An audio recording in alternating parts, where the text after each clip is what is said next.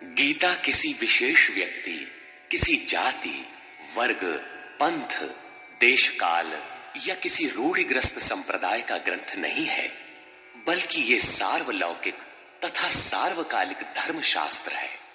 ये प्रत्येक देश, प्रत्येक जाति, प्रत्येक आयु के, प्रत्येक स्त्री पुरुष के लिए, सबके लिए है। सचमुच गीता संपूर्ण मानव जाति का धर्मशास्त्र है और कितने गौरव की बात है कि गीता आपका धर्मशास्त्र है।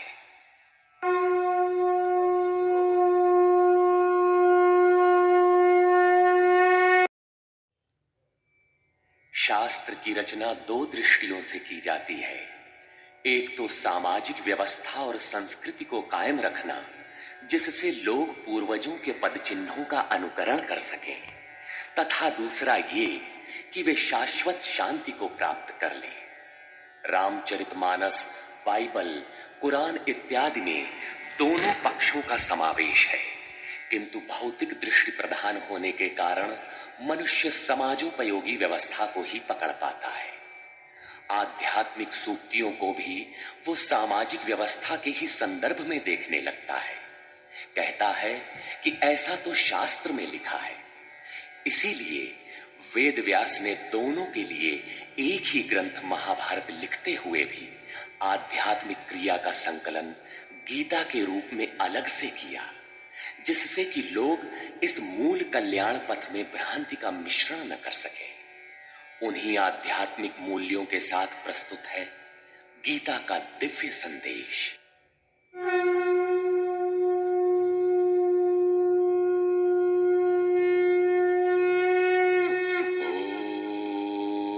ओम श्री परमात्मने नमः।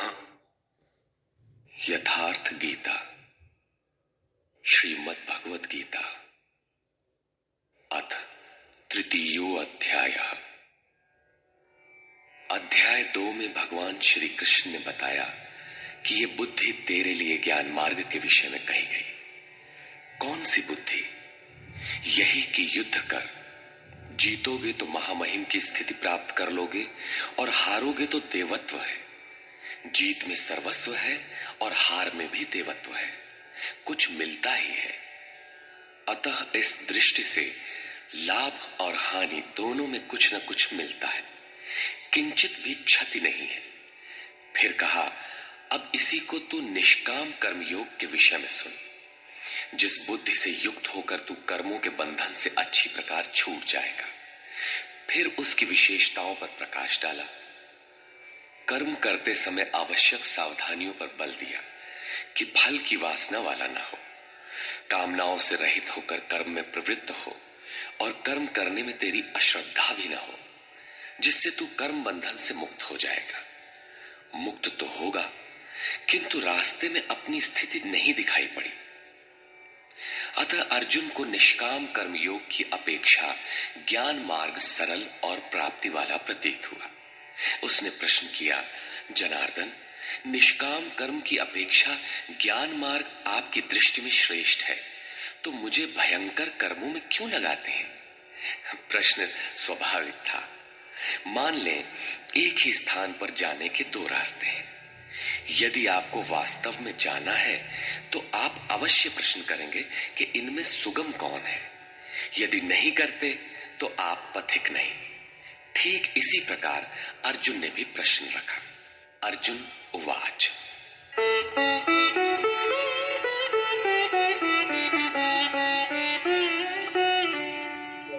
जायसी चेत् कर्मणस्ते मता बुद्धिर्जनार्दन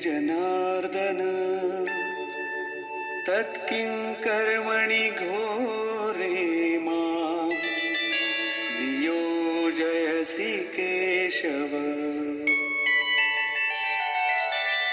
जनों पर दया करने वाले जनार्दन, यदि निष्काम कर्मयोग की अपेक्षा ज्ञान योग आपको श्रेष्ठ मान्य है, तो हे केशव, आप मुझे भयंकर कर्मयोग में क्यों लगाते हैं? निष्काम कर्मयोग में अर्जुन को भयंकरता दिखाई पड़ी, क्योंकि इसमें कर्म करने में ही तेरा अधिकार है, फल में कभी नहीं। कर्म करने में अश्रद्धा भी ना हो और निरंतर समर्पण के साथ योग पर दृष्टि रखते हुए कर्म में लगा रहे।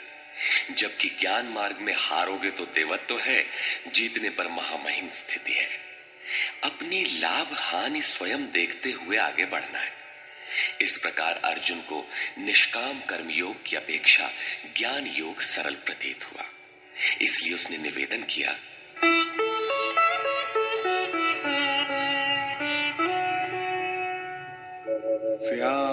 व्यामिश्रेणेव वाक्येन बुद्धिं मोहयसीव मे तदेकं वद निश्चित्य येन श्रेयोऽहमाप्नुयाम्।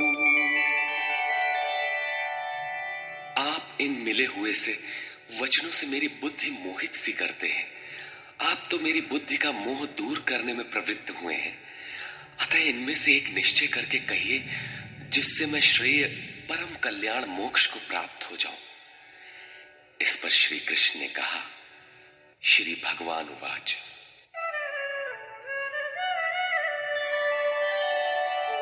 लोकेऽस्मिन् द्विविधा निष्ठा पुरा प्रोक्ता मया नघ ज्ञानयोगेन सांख्यानां कर्मयोगेन योगिनाम्। निष्पाप अर्जुन, इस संसार में सत्य शोध की दो धाराएं मेरे द्वारा पहले कही गई हैं। पहले का तात्पर्य कभी सत्य युग या त्रेता में नहीं, बल्कि अभी जिसे दूसरे अध्याय में कह आए हैं। ज्ञानियों के लिए ज्ञान मार्ग और योगियों के लिए निष्काम कर्म योग बताया गया है। दोनों ही मार्गों के अनुसार कर्म तो करना ही पड़ेगा, कर्म अनिवार्य है।